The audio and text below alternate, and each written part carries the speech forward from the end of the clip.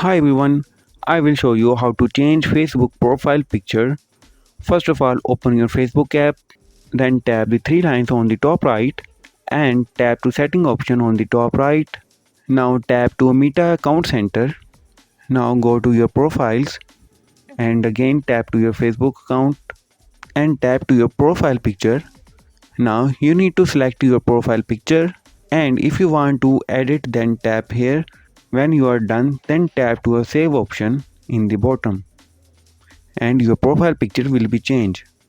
If there is a problem with this video, so ask in the comment. Any problem related to social media and internet, let us know in the comment bar so we can make a video on it. Please like this video and press the bell icon for any update.